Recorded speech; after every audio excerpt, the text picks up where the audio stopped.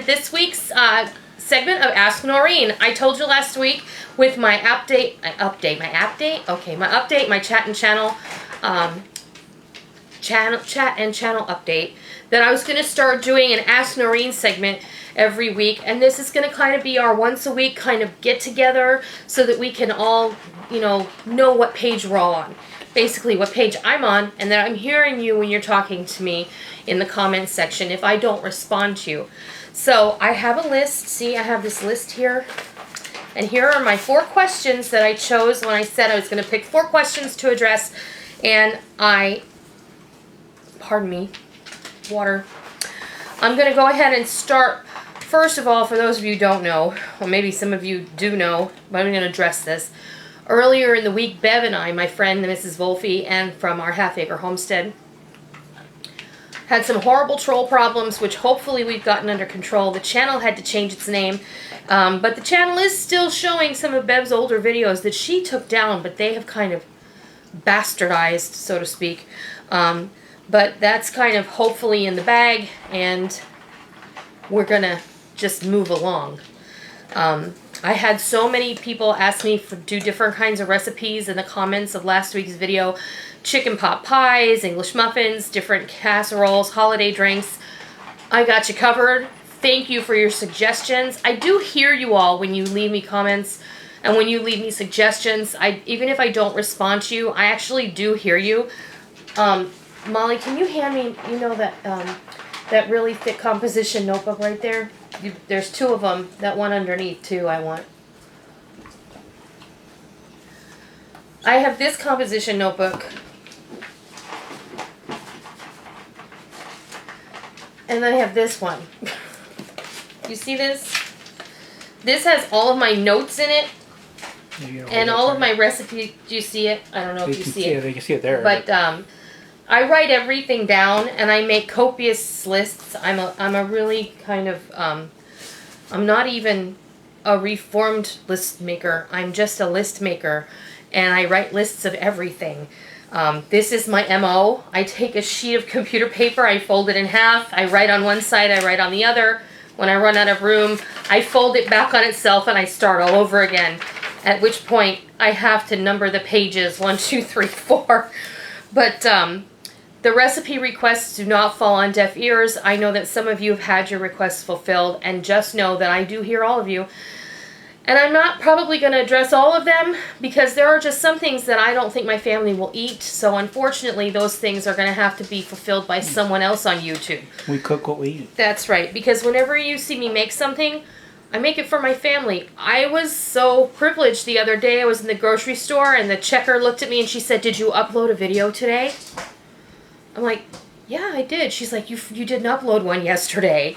And I didn't. I got to the end of that day and there just wasn't enough time and I didn't have it in me to do it. So it just had to wait. And I'm trying to get better organized with regard to that. I just have so much to do in the course of a day that when I look back and think that I did this for 4 years while working a full-time job, I honestly don't know how I did it. But I did it. And now that I'm at home and I keep thinking of fabulous things to demonstrate for y'all, everything that we've done has kind of evolved, and now we just don't, it was used to be, "Hey Rick, grab the camera, I think I want to video this." Now it's a little bit of pre-planning. We have to set the lighting, we have to, prep the ingredients and all of that. It isn't an inconvenience by any means. However, I just want it to be done better, and I always want to do better for you because I want your experience in my kitchen to be as pleasant as possible.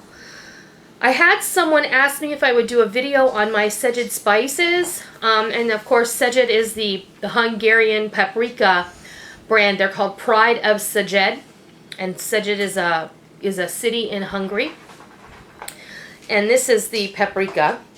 And someone asked me if I would do a video on my spices. Well, I just don't think it merits an entire video dedicated to that one particular brand of spices. But the one thing that intrigued her was in my butter broiled fish fillets, I used the Szeged fish rub, which is absolutely fabulous. I can tell you what's in it. Roll it out. So It's paprika, salt, pepper, lemon juice, and spices. So it's kind of ambiguous, but it's a wonderful blend. And she said she had no idea that they made a fish rub, and she promptly ran down to her Harris Teeter looking for it and couldn't find it, but only could find the hot and sweet paprika. I didn't know that they had anything but paprika either until I saw a video by Genius in Exile where she used the steak rub, and I thought, I had no idea they made that steak rub. So I promptly searched the internet, and I found that you can buy Sajid spices through certain purveyors on Amazon, and also from a place called Columbia Spice Company. And I will put a link in the description bar below where you can go check out Columbia Spice Company. They have everything that Sajid has to offer, and they have currently 10 items that I have on my stove. On the back of my stove, I have the sweet. Quite a collection. I do, and I love the tins. That's the reason I got them all, is in the tins. Some of their things you can get in bulk, but these tins through Columbia Spice Company, very reasonable, $3.50 for any of them. They have the sweet and hot paprika. They have a chicken rub, a fish rub, a rib rub, a steak rub. I get garlic powder, and I have a cinnamon and a cinnamon sugar tin. Honestly, the cinnamon sugar, and the garlic I only got because I wanted the tins. Those things I can refill with the larger spices that I have on hand. I really like the tins. I love the nostalgia of the tins. I grew up with this tin in my mom's kitchen. I grew up with it in my mother's kitchen, and it is the same tin from when I was a kid. So, you know, it's the same material. Pardon me. Something you just shouldn't change. It's true, and it's still the same quality. So I'll put a link below to Columbia Spice Company, and you can go check them out. They also have a lot of other different things. They have smoking packages. They have like for smoked meats. They have jerky kits. They have all kinds of really cool stuff. So I'll have you go check them out. They have different things for making sausage, and you'll love it. It's always nice to have a resource for something like that too. And people are asking me, when are you gonna? We want to see more craft videos. Don't worry, they're coming. I have at least 4 craft videos that I will be doing in the coming days, so you can get ready for Christmas. They're great for gift giving. I'm gonna do a journal. I'm gonna do a wreath, and I have a couple other things that I want to share with you as well. Someone asked me if I could do videos on meal planning. Yes. After the first of the year, I'm going to start a series on meal planning and menu making. Someone asked me if I have a good recipe for collard greens. The simple answer is, ew, no. I can't stand them. I like a lot of vegetables. I never had collard greens until I moved to the South, and I gotta tell you, I'm just not feeling them. Rick doesn't feel that way about them. He enjoys them, but I wouldn't say I enjoy them. I can't stand them. The other night we went to a buffet for supper, and I thought they had beet greens on the buffet, and I thought, oh, I'm going to give those a try. I don't spit things out, people. I spit these out. They were so gross. We have that rule. We do have a rule, and it's a rule. I made my kids follow the rule. If it goes in your mouth, it goes down your throat. It didn't. Ew. These large jars behind me. I had so many people in that video, and not just that video, but other videos where I've staged over here. Where did I get those jars? I'm sorry to report that I got them at a yard sale for 50 cents a piece about 4 years ago, or longer ago. I have, however, seen them at Walmart. The big square ones? Yeah, the big square ones. These. Yeah, those were. I got them at a yard sale. Yeah, well, those were Martha Stewart for a while, weren't they? I think they were Martha Stewart at one time, but I have seen similar jars at both Walmart and Target for around $5 or $6 a piece, and they have more than one size. I think they have a size that's larger than that one, and they also have 2 sizes smaller than that one. So go ahead and check your big box stores. You might have luck finding them there. When I gave out my P.O. Box number, I misspoke the the zip code. However, I did have it correctly in the description box. And the zip code for the P.O. Box is 28561.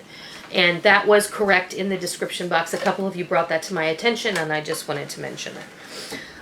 Don't forget, you're still able to enter the Crock-Pot Seasoning Mixes, what is it called? Slow Cooking Recipe Contest. It is open on their Facebook page.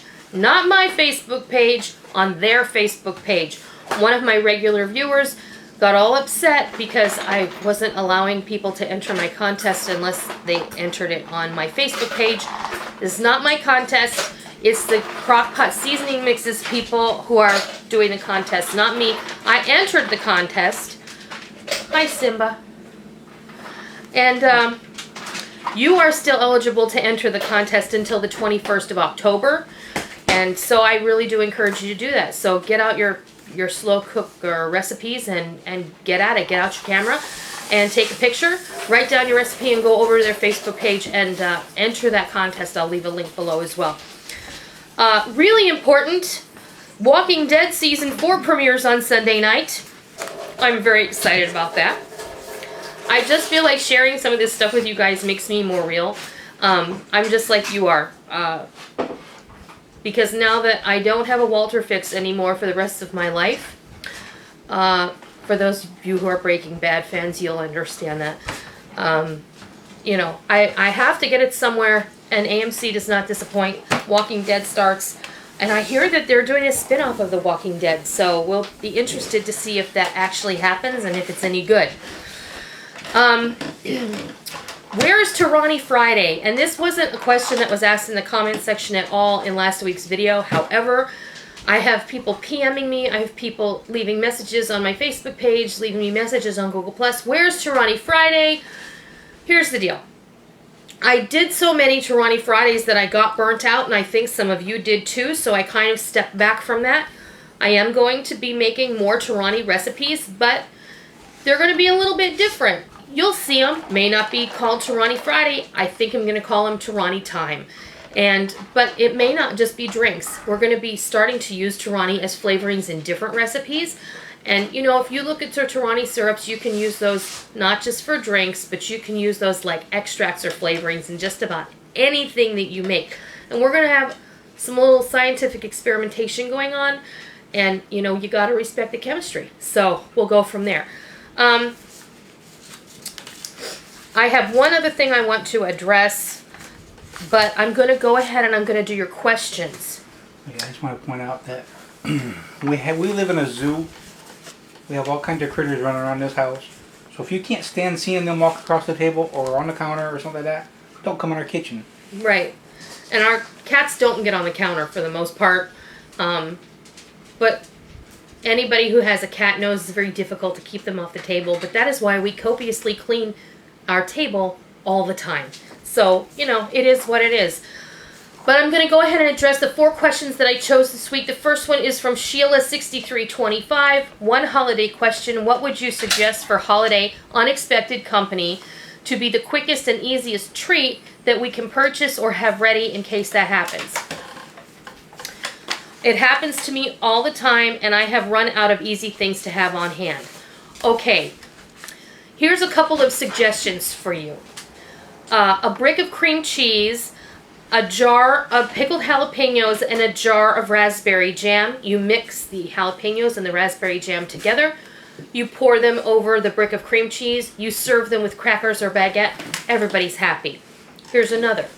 You take that same brick of cream cheese and you have some jalapeno jelly on hand, and you can pour that jalapeno jelly right over the top of that cream cheese. Same thing, crackers, chips, whatever. You can also do the same with salsa. Hey, there's that zoo we were talking about. Shush it. Come on. Here. Hey.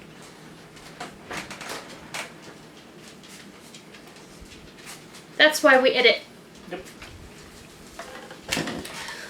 Cream cheese is a wonderful thing. I would never be caught dead this time of year without at least a dozen bricks in my... I keep all of my cream cheese and my butter in the bottom drawer of my refrigerator. I also keep it, cream cheese will last a long time in your refrigerator as long as you can put it in a Ziploc bag inside its unopened carton and keep it in the coldest part of your refrigerator, and it will last a very long time. Cream cheese is a magical ingredient. So is sweetened condensed milk, a magical ingredient.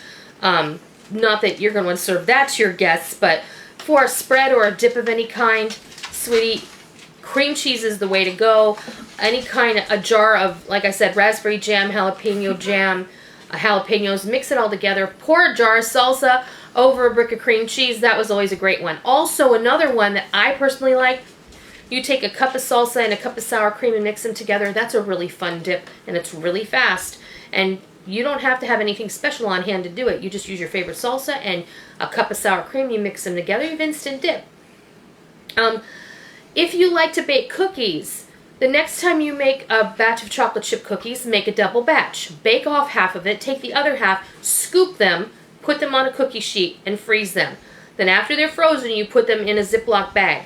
When your unexpected company drops by, you excuse yourself for a few moments, you preheat the oven, you pop some cookies on that tray, you pop them in the oven, you have automatically created for yourself instant chocolate chip cookies that you didn't have to buy in the store, that you know exactly what's in them. They don't have a lot of garbage in them. They're going to bake, they're going to infect your home with an amazing aroma, and people are going to just be flat out knocked on their butt because you made them homemade cookies and you didn't even know they were coming. You know that fresh and warm, hot out of the oven. Who wouldn't love that? You serve those next to some vanilla ice cream, which you should also always have on hand. And, put on a pot of coffee. Everybody's happy. This time of year especially, anytime you can get extra baking done and popped in the freezer. If you have pre-baked cookies in the freezer, all you have to do is take those out and thaw them on the counter for 15 minutes. And then you can warm them in the microwave for 10 seconds. They're like fresh baked. So there are some suggestions from me on drop-in guests. I know that we all like to have something to offer, and it's nice. I mean, nobody wants to be caught empty-handed when somebody unexpectedly drops by. I know that I don't. I always want to be a good hostess, even though we live in a very busy world and things aren't like they used to be when Ward and June Cleaver walked the earth. We can still simulate that in our own lives, but we got to make it easy. So I get it. Okay, next question from Susan Robinson. I have a question about jelly and jam making. It seems I can never get these things to gel. I have to redo and add more shore gel way in excess of the recipes. What am I doing wrong? Susan, I don't know how to answer your question. I don't make a lot of jelly, but as far as the jam goes, what I would suggest you check is that you're using pure cane sugar. If you're only using sugar that says sugar on it, chances are it's beet sugar. And beet sugar is notorious for not letting pectin gel properly. So you want to make sure, first of all, that you're using pure cane sugar. Secondly, you want to make sure that you're adding the pectin at the right time. Thirdly, if you're making jelly, and I know this to be true, you're going to want to use liquid pectin in most cases when you're making jelly, because powdered pectin, I'm pretty sure, doesn't work the same in jelly as liquid pectin does. And also, in your area, you should seek out the Agricultural Extension Office and maybe take a jar of your ungelled jam or jelly down there.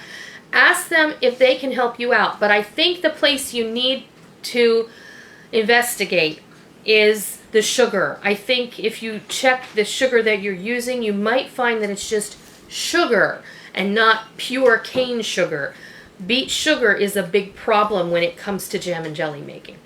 And I'm sure a lot of people don't realize that. The next question is from Kay Clem. Noreen, your face and complexion look absolutely beautiful. You may have to give us some pointers on that too. No. Thank you so much for the lovely comment, Kay. However, I am no beauty guru. This is not the face of CoverGirl.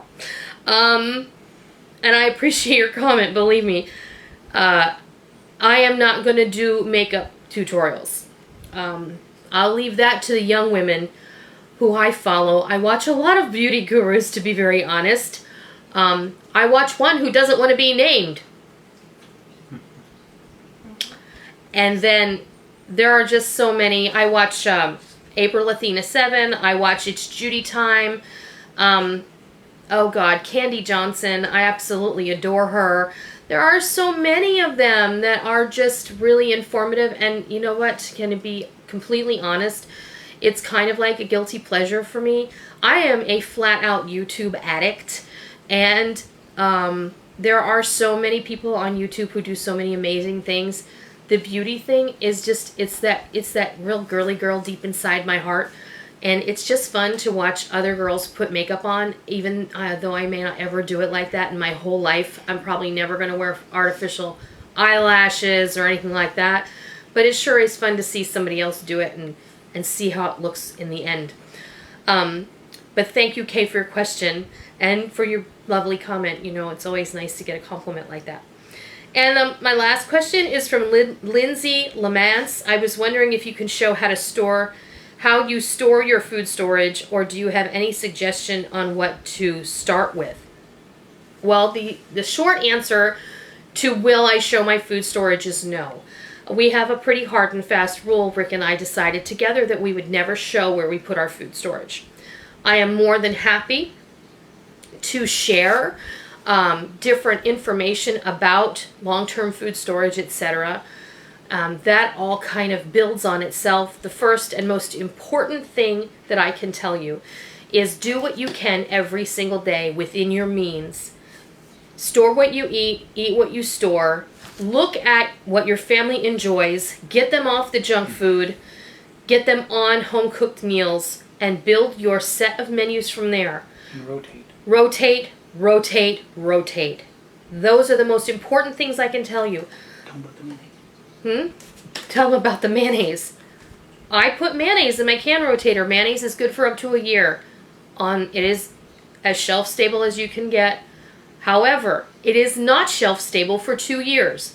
Mayonnaise turns rancid because mayonnaise is made with oil. I pulled the jar of mayonnaise, 2 jars in fact, out of my can rotator that were shoved way in the back. I had to throw them out. So, you know, they're $6 in the trash, right? They're like a big rubber plug. They were awful. So, you know, learn from my mistakes. And I probably should have pulled the camera out and done a video because we all screw up. That's just the God's honest truth. We all screw up. And through those mistakes, we learn what we should not be doing. I think that if you write down 14 to 21 of your family's favorite breakfasts and favorite dinners, and then you plan to rotate that twice in 1 month's time. You know, if you do 2 weeks, then you do that twice in 1 month. Then you figure out for your family how much of each recipe. There's a great series, not a series, but it's a seminar that's given by Wendy DeWitt. I will put a link to that down below. You should watch it. It was one of the first things I ever watched on YouTube that helped me understand the best way to approach food storage. Store what you eat what you store, have a way to cook it, have a way to clean it up, have a way to make your family happy in the event of an emergency, and don't forget the comfort items. Because beans and rice may be important, but there may be days when chocolate is more important than that. So I'm not joking about it. I'm just saying that we can only do what we can do within our means. Some of us are able to do more than others.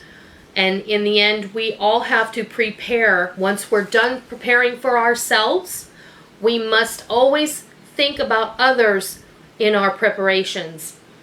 Because there will come a time when other people are going to need your help.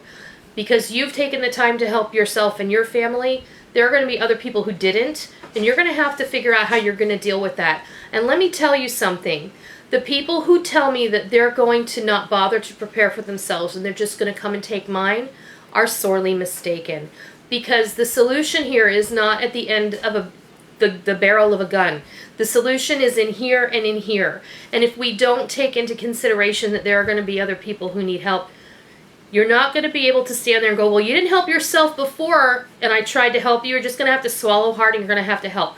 But you are going to be able to do it within parameters. And my parameters are, here is a bag that we've prepared. You can take it and you can leave and you can never return, because the second time that you come back, you are not going to be welcomed with such conviviality. So that's what I have to say about my food storage. Just stay tuned. I'm going to give you more information. I'm going to do more videos. I'm here to stay. With that in mind, I had a chat with my friend Cat's Cradle this morning, because earlier today, Rick called me into the living room and he said, "You're not going to believe this crap." And he paused the TV, and I was in the middle of something. I said, "Just a minute. You know, I get annoyed with my husband because I was in the middle of something and he wants me to come in there and look. I'm in the middle of something." Like NASCAR commercials. Oh, Lord. Oh, Lord. So I go in there, and he plays this commercial for me, and it was not a NASCAR commercial. Evidently, the National Geographic Channel is going to be running on the 27th of October a movie event. And that movie event is called American Blackout. And it's going to be a 2-hour movie. And it's going to be it's going to be done in the reality style. Like, like The Colony, if you're familiar with that show that used to be on a few years back. As if it were really happening, but of course it is a piece of fiction. But for those of you who may be familiar with this this grid down drill that is getting ready to be done in the middle of November, if you're familiar with what's taking place currently in Region 3, FEMA Region 3, I'm not going to go into it here. However, I think that and for those of you who aren't interested in any of that, that's fine. I have no problem with it. But I watch a lot of news, I read a lot of articles, and I do a lot of research. It just seems to me that this movie is being released at the end of October, 2 weeks before a major grid down drill is supposed to be taking place in the United States, and also at a time when preparations have been done in FEMA Region 3, which is Pennsylvania, Delaware, Virginia, Maryland, and Washington, D.C. For them to hunker down, so to speak, in the event of some terrorist attack or what have you. I understand that things like this take place every single day. However, they're not really as publicized. So we've got a grid down drill. We've got the former outgoing, the director of the Department of Homeland Security, who stands up at her exit luncheon, saying, we're just ripe for a terrorist attack, and it's probably going to be cyber attack, and all of that. I think you can need to connecting dots if you're not already doing that on your own. Then they put a movie on called American Blackout, which is going to air on the 27th of October. It's a nationwide grid down. And it's a nationwide grid down, where it starts on the East Coast and it feathers out from there. And it apparently takes place over 10 days' time. And you can go to the National Geographic website and you can get all of these fun, interactive things that you can participate in, where they ask you questions like, are you prepared? Have you ever been in the military? What kinds of things do you have on hand in the event of an emergency? What I'm suggesting to you is that you don't participate in those questions, because I really do believe it's information gathering. And IP addresses are easily traced. I'll give the same answer. You can give the same answer. None ya. That's the answer you give. None ya. None ya business. So I just think that's something to think about. It is something, in my opinion, that could be considered what I call and what has been called predictive programming. It's been done for years, where the powers that be live by a code, whether you want to believe it or not, and that code is, we must tell you what we're going to do to you before we do it to you. And they like to do that in the form of television and motion pictures, because it's the most easy thing for us to wrap our tiny little minds around. And for the most part, it's the easiest thing for the lemmings that are out there who only care about who's going to win on Dancing with the Stars. Not that there's anything wrong with Dancing with the Stars. But there is a faction of the population, folks, who only care about that. They don't pay attention. They don't prepare. They're only worried about whether their pizza is going to be delivered on time. And I don't want to get too heavy, but, you know, it's just something to think about. That's all. It's just something to think about. So, that is what it is this week. So, my call to action for you this week, as far as questions go, when I get ready to do my holiday crafting videos, or crafting videos in general, are there some that you might like to see more than others? Do you have something that... I had someone send me an email through my Facebook page saying they saw this hot cocoa paint can and they couldn't remember how to do it, and could I help them out? That is coming. I actually have all of the supplies to go ahead and share with you how to do that. For those of you who might not know, I once upon a time owned a gift basket business. So I am going to show you how to build a gift basket, or 2 or 3. And that's going to be a lot of fun because Christmas is coming. The wallet is thin.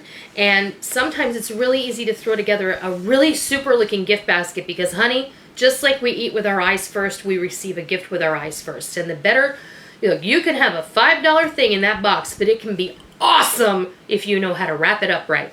So, I hope that this was really informative. Leave me a comment down below. If you're not worried about crafts or anything like that, let's just broaden that and say crafts or gift ideas, okay? If there are certain gift ideas that you want suggestions on, we can go there too. So leave me a comment. I'll pick 4 from that bunch for next week's video. And till next time, I'll see ya!